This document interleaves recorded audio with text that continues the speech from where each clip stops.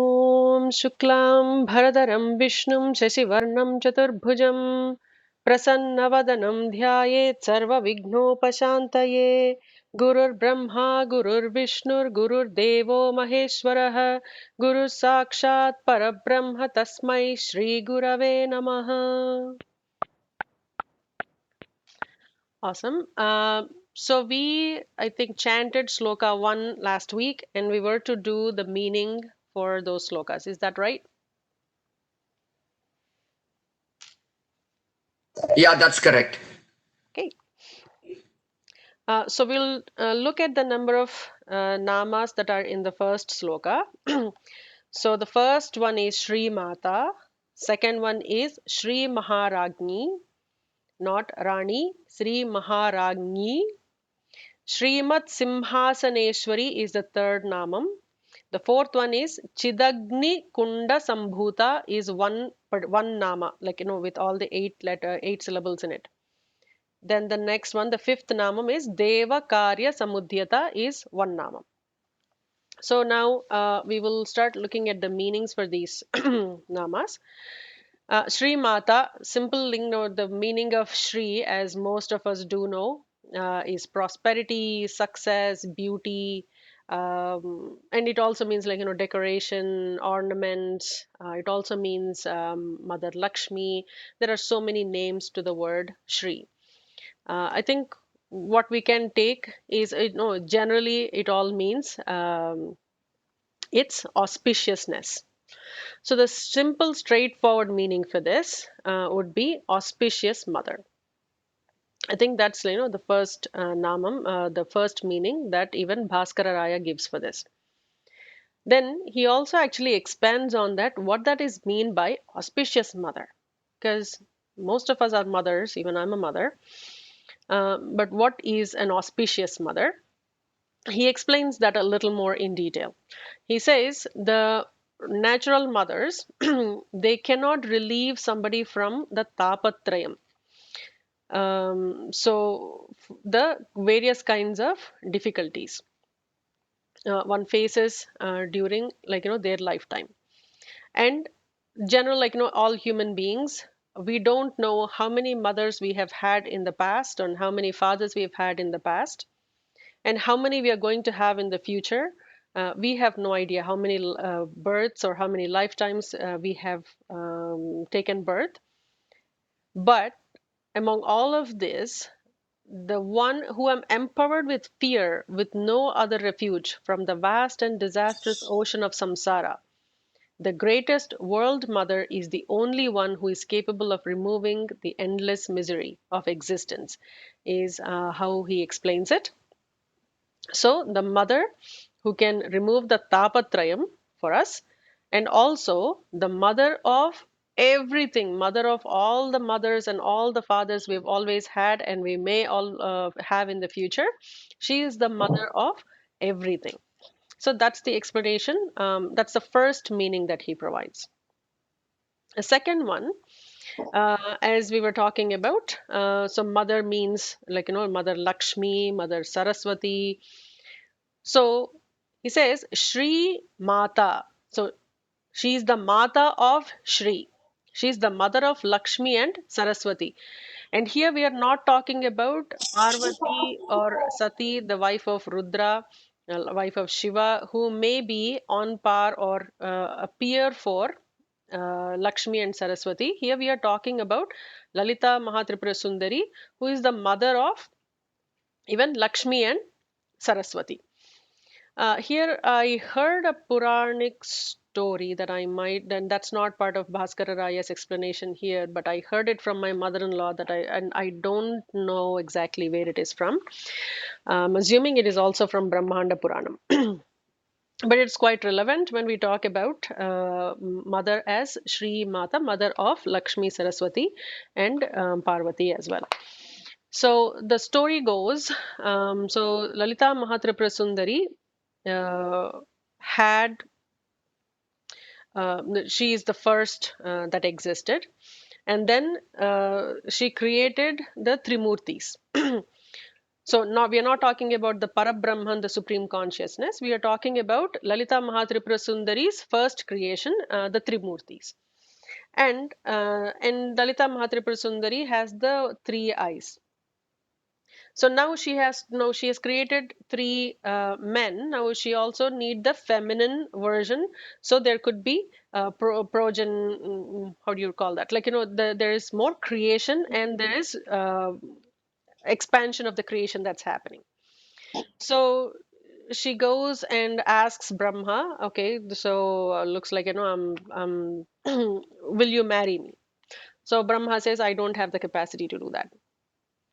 And even Shiva says the same, sorry, Vishnu says the same thing.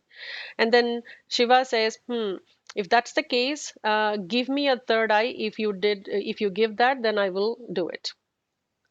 So she gives her third eye to Shiva.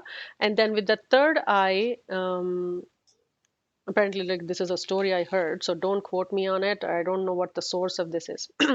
So Shiva then burns with the third eye the mother, and makes her ashes into three pieces, or three portions, and then revives them as the Saraswati, Lakshmi, and Parvati. So that's how I think the connection of how she is the mother of Lakshmi, Saraswati, and Parvati.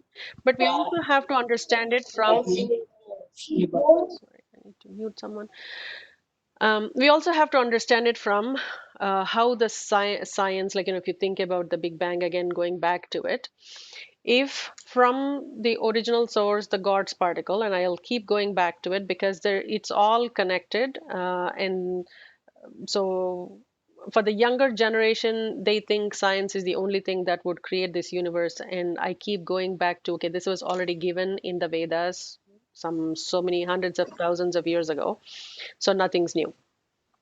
So in the God's particle, like, when we think about it, so it's conscious, first thing, and it's a small particle bubbling with so much energy. With just one big bang, it expanded into the entire universe with billions and billions of galaxies. And with I'm trying to recollect what's that name, the background.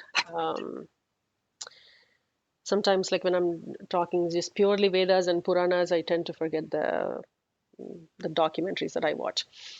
So at that time, the energy would have started to have to create the matter that existed. And there is the energy and matter combination, right? So we say matter is could be the Prakriti, or the version of Lakshmi, and energy is the Shakti, the Parvati, and there is the knowledge that is transferred throughout the universe, and that is Saraswati. So that's how you have to imagine it. Like, these cannot be just forms like ourselves, that are in one location. So though we give them a stula form, in essence they exist everywhere in the universe. So the original Shakti would have had to, or the original mother form or the feminine form, have had to give birth to all these three forms of energy, matter, and knowledge that have to exist in the universe. So even that, from that standpoint, you can correlate that as she's the mother of all the three mothers. That's the second meaning. The third meaning, ma, means measure in Sanskritam. So something that measures. So he writes that which limits being necessarily superior to the thing that is limited. So something that measures the limitedness of the universe, that measure is the Mata. So essentially, it actually means she is the limitless because she is measuring what is limited. And then the fourth meaning is Shri, as said in the Vedas, which is the ambrosia to the great men, means she is the Veda herself, and she is the one who taught Brahma the Vedam. The next meaning that they give, Shri also means poison. Ma means it is to fix. So they are actually referring to the um, Garalakanta, the Shiva, with poison in his throat. Then there is one more meaning that they give. So Shri is prefixed to, like, even we say Shri Modi ji, and, like, as a respectable thing. So there is also the Shri Chakra, Shri Sailam, like, Shri Vidya, all of these namas that also we append Shri as. In this case, means progenitor of everything that is auspicious. So everything that is respectable, honorable, is what we call Shri, right? But she is the mother of everything that is respectable and honorable. So that's the other meaning that he gives. And so it's Mata means Tripura Sundari. There is one meaning here that I won't be able to go into a lot of detail. So I'll give, and here even Bhaskara Raya doesn't go into a lot of detail. If you know, if you're into Sri Vidya, then he expects you to know and decipher it. So I would only provide to the degree that he has provided, and I won't be able to expand on it. So when the 6 letters, Ha, Sa, Ra, Ka, La, Da, there are 6 letters, 6 bija mantras. And when you include the Bala mantram on it, then the mantra that forms the 3 kutas. And if you remember, once we were actually talking about the 3 kutas, the Vagbhava Kutam, the Shakti Kutam, and the Madhya Kutam, and the Shakti Kutam. So the mantra that forms with those 3 kutas is also called as the Mata. And that is a very important mantra in Sri Vidya. So I can only go to that extent. So that's the meaning, set of meanings for the word Ma. And here, as you have noticed, they are talking about the creator aspect of the mother. Now, as we go into the next one, Shri Maharagni, and last week we were just briefly touching upon, she's not the Maharani, who is the wife of a Raja, but she is the Maharagni, the controller of the created universe. So she not only creates the universe, she also is controlling the universe. So Taittiriya Upanishad actually says that by which, when created, they live. Um, so here, and in Lalita Sahasranamam, there are a lot of secrets and secret bija mantras, secret esoteric meanings, and all of these have been embedded into it. Not everything has been even discovered. So here you will notice there are 3 bija that are embedded in this. So the first one is like Shri Ma Ha. So there are 3, and we'll learn a little bit about each of these. So in this one, there is the Shodashi Kala, is what we call it, the 16th Kala. And I won't be able to go into the detail of what that is, but the Shodashi Kala is one of the the bijaksharas, and I can actually mention, because power of deduction, you'd be able to figure it out. It's Shri is the Shodashi Kala, so that's the first bijaksharam, and the next one, Ma and Ha, come from the 2 what we call as the Viyat and Kala. So I'm trying to see how I can make it simpler without all the technical terms, so it is easier for everybody to understand. In Yogini Hridayam, what they say is the starting point, like like in the matrikas, in the alphabet, the first letter is A, and the last letter is Ha. You can say, oh, there are like 2 more letters or 3 more letters in like various languages. The La is an expansion or an extension or a variation of La, and Ksha is a combination of Ka and Sha. So those are not considered the actual letters, though we write it in alphabet. So the actual alphabets end in Ha. So here we are the A is considered the,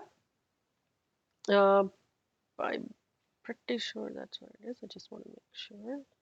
So these 2 letters are of forms or forms of Prakasha and Vimarsha. These 2 terms I'll explain as we go a little bit more, and though they are considered technical terms, it's important to understand so you can understand Lalita Sahasranamam better. So we'll learn a little bit more about that. So these are there are two names that are given. Like one is the Prakasha and one is the Vimarsha. The easiest way to understand Prakasha Vimarsha concept is Prakasha is like the Deepam and Vimarsha is like the brightness that follows the Deepam. So Prakasha is stable in one place, whereas Deepam Vimarsha expands to create the universe. Similarly, so there is the Sthanu is also the name for Shiva or Vishnu. We will also get it in Vishnu Sahasranamam and Shiva Sahasranamam. So whereas the Bhagavan in the consciousness aspect is Sthanu and is spread across the entire universe. There is the what is spreading and what's moving and what's not necessarily stable. That is Vimarsha aspect of it. So these two letters are representative of the starting and the ending. And when we combine these two, it also gives us the aham, the me-ness, the I-ness of our manifestation.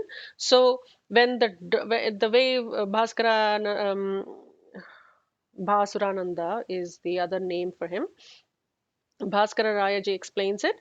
The dot, the hum, there is a dot on the top if you write in Sanskrit. So that matra combines or merges with ha, and the ha merges with a. That is the reverse process of the creation. So the simple aspect in what we try to understand in Dasha Mahavidyas, and Srividya is one of them, is if we have come from the universe, and what actually is mukti could be jivan mukti, mukti could be videha mukti after death. But what we are hoping for is if we want to stop this birth and death cycle, the ultimate goal for us at some point would have to be going back into the original God's particle, which would have created this entire universe. So what is that merger, the reverse engineering the process now? So we know what's the process, how we came into existence. Now, what is the reverse way of doing it? So that's what is explained in this ma and ha, the aham. And so they say the dot merges with ha and the ha merges with a, and it actually becomes ma. Maha, Sri Maha, that is how it is explained. And so Sri Maharagni, so you have so many bijaksharas and explaining us to get to that state. And there are two more terms we use. There is the Srishti Sthiti Laya. And above that, we also explain in Srividya about Tirodhanam and Anugraham. Almost like, recreation and the ultimate Laya, ultimate merger is called as the Tirodhanam. So in this case, they're just explaining it, how that reverse merging process would happen, going back into where we have started. It's almost the example that we were taking as when children get lost from their parents. Sorry, somebody is trying to share their content, so I'm going to close that. So almost like, children, a child gets lost from his parents. Now, how do we merge back to that child back to the parent? So that's the kind of concept that's explained it as. So that is the Sri Maha Ragni. She's the queen who is maintaining and providing all the sustenance of the universe. So this is the sthiti aspect of the mother. The third one, the third namam is Shri Matsimhasaneshvari. So even this has a few meanings. Not every namam has these many meanings. The first three namas are extremely important. So as we were talking about in Vishnu Sahasranamam, everyone has their specific sloka. In Lalita Sahasranamam, the way it works is every a vyavaharika, a materialistic goal you may have, there is a different sloka that needs to be chanted. So there are, if you want a promotion, if you want children, if you want to get married, all of these things, they have very specific namas that can be chanted or done as japam. But the first three namas are for Srishti, Sthiti, and Laya. So even if you just did the first three namas on a regular basis as chanting and japam, that gives a lot of benefits. So the third namam, Obviously, the straightforward nama Shri Matsimhasaneshvari. I wanted to point something here. In regional languages, not every language as her I is what I believe. No, I'm not too sure about that, but I do hear in North India, I hear some people say Singhasaneshwari or some other variations of it. But the actual namam that is given as per Brahmanda Puranam by Hayagriva to Agastya is Simhasaneshwari, and it is important to pronounce it like that. And there is also Shri is not Shri. Shri is different than Sri, different than Shri. So it's important to identify those minor nuances so you get the maximum benefit. Srimat Simhasaneshwari. So that's how we will have to pronounce it. So in this case, the straightforward meaning is she is the ruler on the lion throne. So Srimat Simhasana Ishwari. We all know what is Simhasana. She is the ruler. Ishwari is the ruler on the lion throne. That is the straightforward meaning. The throne is occupied by kings, as we know. Is the Simhasana is considered the best seat in that kingdom, but this is the best seat that's available in the whole universe, and that's what she's occupying it as. The second meaning that's given here by Bhaskara Raya is Simha may mean the lion, that is the vehicle of Devi. And seated on the lion, she slew Mahishasura, and hence she is known as the Mahisha Mardini. Like we have Mahishasura Mardini, and as the Simhasaneshwari because she is also riding the lion. So that is the second immediate, like a sthula meaning that's given. The third meaning, which is again in line with the what we were talking about, the Srishti, Sthiti, and Laya, is Simha, if you reverse it, and in Sanskrit there is a nice rule that you actually have that option to do that. So Simha, if you reverse it, it actually becomes Himsa or pain, or Shiva from the root Vash. Vash actually means desire. So in this case, so she actually can get rid of our desires, which is an important aspect of getting to Vairagyam, and Vairagyam is one of the important, like um, the four key rules or key eligibility criteria for somebody to get moksham. So she will help us get rid of those desires is one meaning, but it also is layam, like somebody who gives that pain of destruction, because destruction is considered to be painful. And she is the destroyer of the universe is the meaning that comes by lots of deduction and derivations. That into which they enter at their death is what Taittiriya Upanishad says. So she is the Ishwari, the most powerful, and somebody who provides that Laya Karakam. And some people may think, oh my God, destruction, but we have to understand that destruction happens every second. So there are new cells that are formed in us, and there are so many cells that die within our bodies too. So that Laya is important. Otherwise, the whole universe would be a total chaos. So now with these three namas, they have proved to us that she is the Srishtikarta, she is the Sthitikarini, and she is also the Layakarini for the universe. And when it comes to her Simhasana, I'm pretty sure every one of us have noticed that um, the her Simhasana, there are four legs, and then there is a palakam, right? Like the table to be seated. So all those four um, are considered to be Brahma, Vishnu, Rudra, Shiva, and the Parama Shiva is for her the table where the plank that she sits on. That is how the Simhasanam is formed. And even when we do the Srinagara Puja, we actually mention each of these, each of these legs and the throne. So you can think about it as okay, why is she sitting on Shiva? Is because when we are looking at a gross form, a sthula form of the photo, that's how we can come up with a question.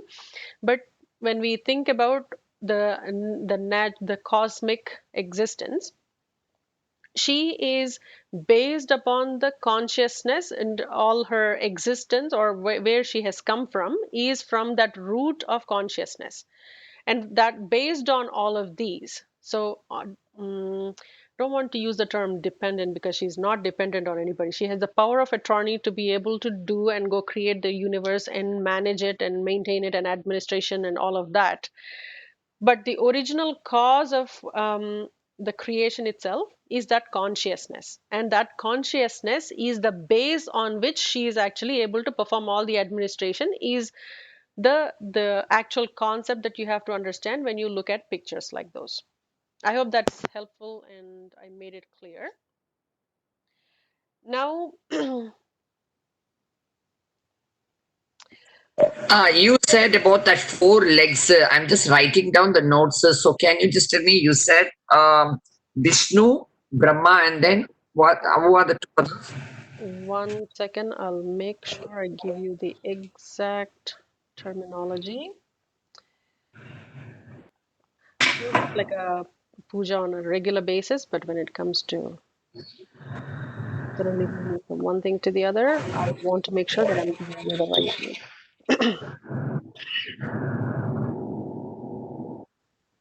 One quick second. Yeah. So there is the Brahma, Vishnu, Rudra, and Ishvara are the four legs, and they go from, I think, Brahma is on the front right, and Vishnu at the back is Rudra and Ishvara, and then Shiva is the Phalakam. Thank you. Okay, so now we will move to the fourth namam, Chidagni Kunda Sambhuta. I'm hoping everybody remembers what we studied in Lalitopakhyanam, where there was a big, huge sacrificial fire that was that was hosted, and many, many yojanas in area, like, large, huge sacrificial fire, and devas were offering their flesh of their bodies as oblations with like swahas. And when devas were about to offer up their whole bodies, that's when appeared this great blaze of light, brilliant, bright as millions of suns and cool as millions of moons put together. So that's a description we have read in Lalitopakhyanam. So now imagine the same thing. Chit Agni Kunda Sambhuta. There are four individual words in this particular mantra or namam. So Chit is the consciousness, and Agni Kundam we all know the Homa Kundam, and Sambhuta, somebody who is self-born, like, who's not born just like everybody else. She is a Swayambhu, self-born through that, or manifested herself through in that Chidagni Kundam is the namam here, Chidagni Kunda Sambhuta. And now think about the conceptual understanding of what this is. So in Lalitopakhyanam, we've seen the Puranic, the Stula form, where mother is coming out of that Chidagni Kundam. Now, so Chit is the pure Brahman, the consciousness that we were talking about.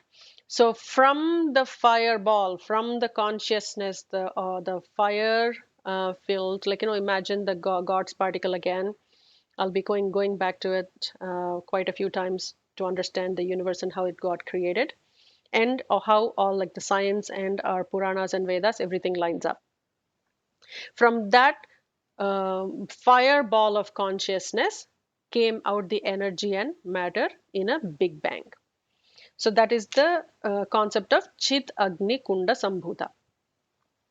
So it explains that by the quality called consciousness, she abides in that fire but is not born from it, because consciousness and the thing possessed of that is one and the same. The pure energy of consciousness of the highest Lord is said to be the consciousness itself. So we are talking about the Parabrahman, the Paramatma, not the Paramatma, the Parabrahman. There's a slight difference between the two terms. So we are talking about like every aspect, like mother is the energy, right? Like I have my own energy. So I am Shri and I have energy associated with me. Similarly, Ganesha would have a Shakti associated with him. So, and similarly, say Narasimha. In Narasimhavatara, the energy that Narasimha has is a feminine form because it's a Shakti is a feminine form. So that Shakti that Narasimha has a name, and we in Srividya we give that the mother, the Narasimha Avatara's Shakti as Pratyangira, and a very powerful form. So we are saying the mother, the energy of this little ball of consciousness, that Shakti itself is the mother we are talking about here. But she cannot be anything different because and in Saundarya Lahari, Shankaracharya, within the first sloka, he says, without Shakti or without E, because E is called as a Turiya Bijam for mother. Without E, Shiva is also Shiva. Even he doesn't exist as, and he actually nicely compliments mother through that sentence. So she is the Shakti of this original consciousness, is what they're saying. But she is not different from him, and she is not born from him. She is his Shakti. Then there is a third meaning. We talked about that. So third meaning, out of the sacrificial fire slowly arose a woman, divinely beautiful, adorned with divine ornaments, and bright as the moon, and stepped out quickly. She is the only one, the supporter of the universe. There is none beside her. This is from the Brahmanda Puranam. And I think recently somebody shared a beautiful video from, I think, Devi Bhagavatam or something, like a TV serial, just that clip of the mother stepping out of the Agni Kundam. So that is the Chidagni Kunda Sambhuta Namam. Now we are looking at the next one, Devakarya Samudhyata. So each of these namas are beautifully aligned like a nice story. And I think last week we also discussed that the description that comes next is the Stula and Sukshma and the mantra forms of the mother. And they start from Keshadi Padantam, basically from the hair to the feet and the toenails is where it will end for Lalita Sahasranamam. So here they are saying Devakarya Samudhyata manifested herself for fulfilling the objects of the Devas. Devakaryam Samudhyata. So she came to, or she is manifested to help achieve those Devakaryas. And what was the Devakaryam? You know, we've seen the Lalitopakhyanam and that specific description that was given there. So we won't go back, like we've learned it. So she is manifested herself for that reason. In order to slay these asuras called Bhandasura and Mahishasura. Though eternal, she is said to be born when she manifests herself for the accomplishment of the object of the Devas. And this is from the Markandeya Puranam, which again aligns with what we were, I think, chatting on the forum for Bhagavad Gita the other day about what is an avatara. The next one is, thus having described, now they've described the real like Prakasha form of the mother. Now they will describe the Vimarsha form of the mother, which is the actual manifestation, and what is the manifested form looking like. So that would be going into the next sloka, but we will learn the sloka first before we go learn the meanings. So the next namas, there are 4 namas in this, and each namam is 8 syllables long. Udyadbhanu Sahasrabha is the first namam. Chaturbahu Samanvita is the second namam. Raga Swarupa Pashadhya is the third namam. The fourth one is Krodha Karankushojvala. Comparatively easier to understand in the gross form, but we will discuss the meanings a little bit as well later. Udyat Bhanu Sahasrabha as the first one. I don't think there is a lot of breaking you can do. Udyat Bhanu are the 2 words in the first 4 characters. And everybody understands what is Chatur Bahu Samanvita. So she has 4 hands. Raga Swarupa Pashadhya. So she is holding a pasha that has the form of raga or attachment. Krodha Akara Ankushojvala. She is brilliant with the Ankusham, the hook, that is the form of the Krodham or anger. So those are the 4 namas. Who would like to chant along with me when we do this? I can. Okay, Taraji. Udyadbhanu Sahasrabha Udyat Bhanu Sahasrabha Chaturbahu Samanvita.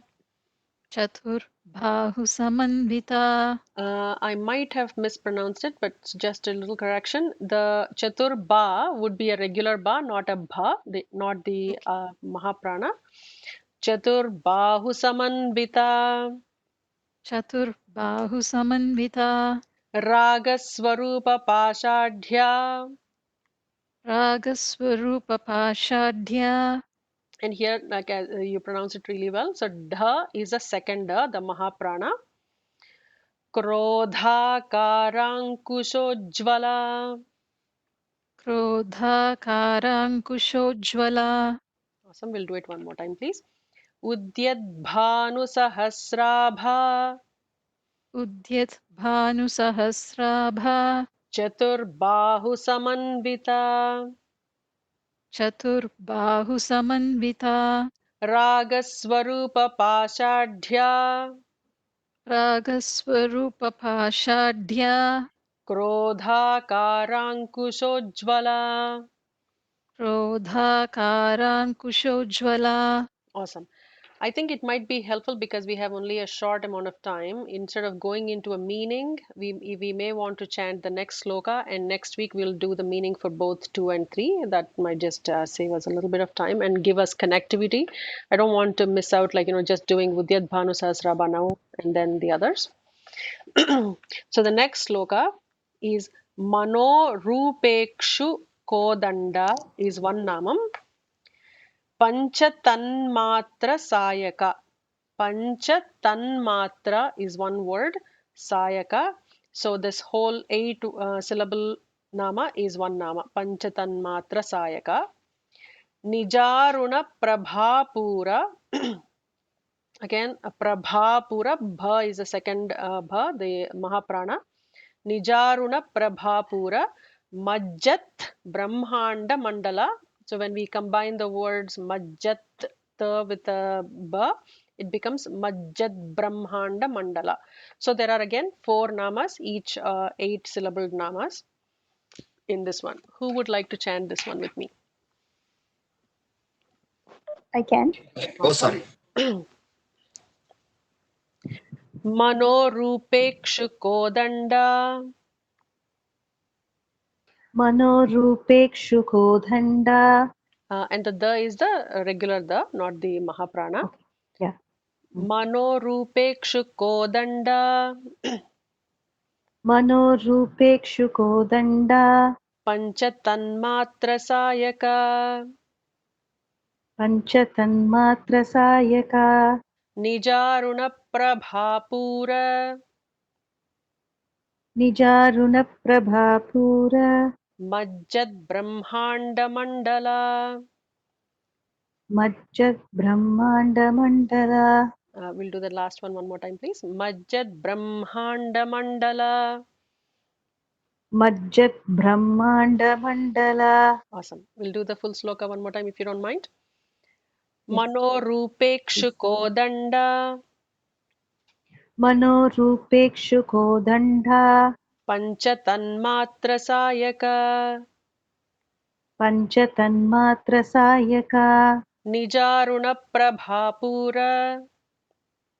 Nijaruna Prabhapura. Majjad Brahmanda Mandala. Majjat Brahmanda Mandala. So one will do it one more time. Majjad Ba with the regular Ba. So, but the actual emphasis comes because there is a ha and a ma, right? So the emphasis is going to be on that ma kind of syllable there. So it would be Majjad Brahmanda Mandala. Brahmanda. Okay. Ma- Majjat Brahmanda Mandala. Awesome. Thank you so much. So I'll be emphasizing on proper pronunciation and anywhere where we can just enhance it a little bit. It sounds beautiful when we do it with the bhavana and with actually like the right pronunciation, the right matras, and what we call as the dirgham, hrasvam, plutam. There is no plutam in Lalita Sahasram. It comes in Vedas. The dirgham is like one chutki ki matra is the hrasvam. For example, a is two chutkis. A, so there are some minor beautiful nuances. There is a whole science behind this. The pronunciation is just another upavedam.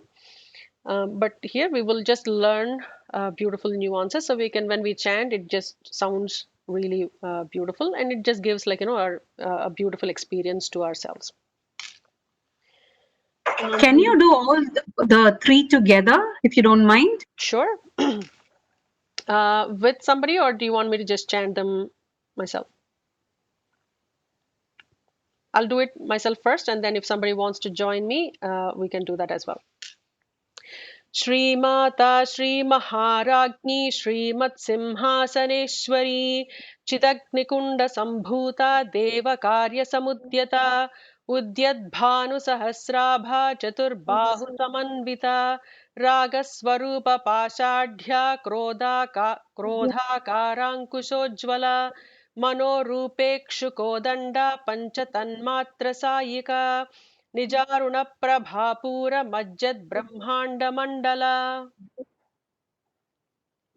Thank you.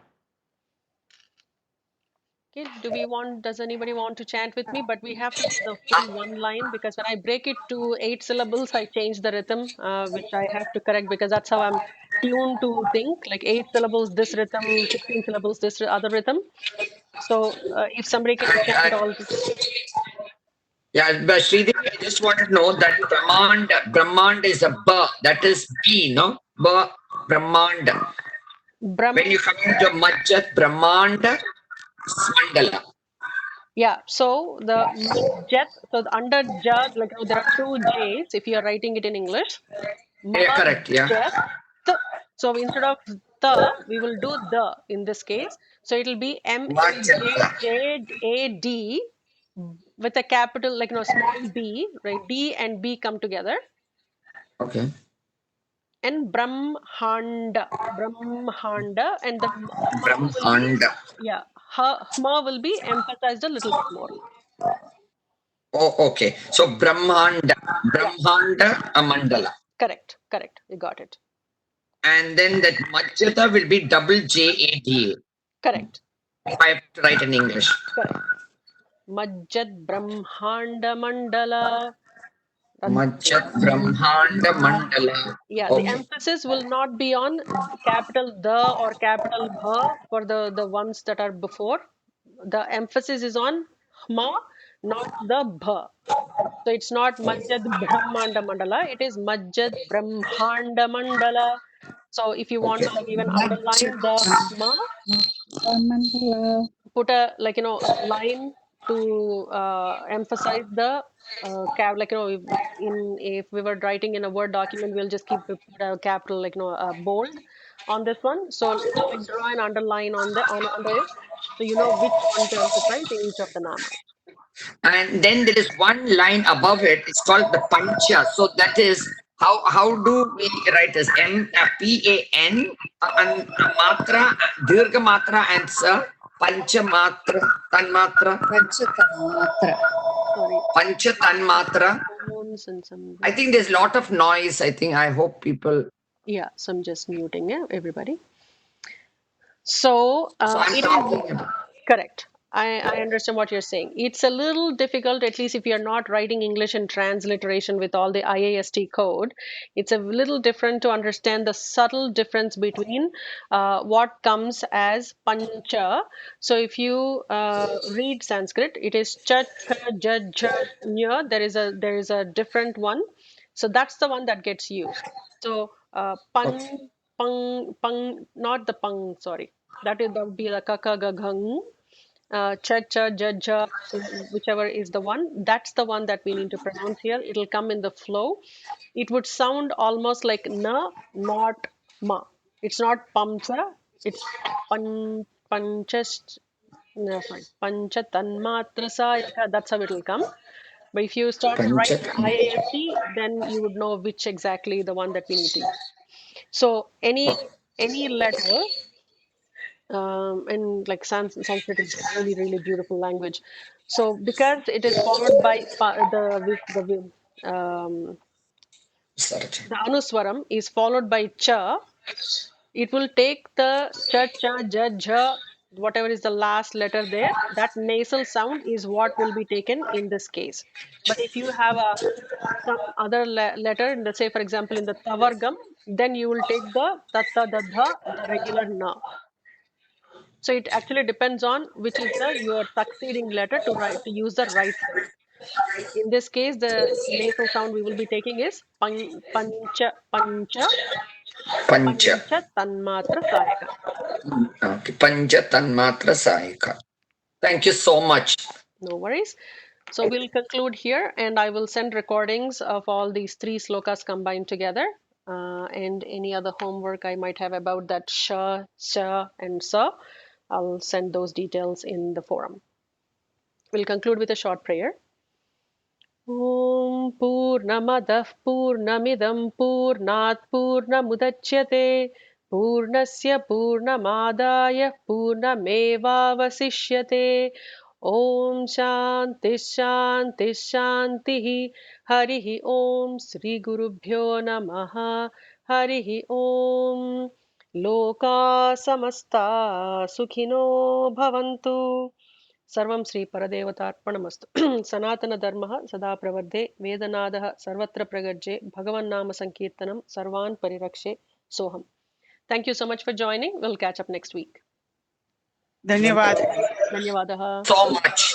Thank you. Have a wonderful day. You too.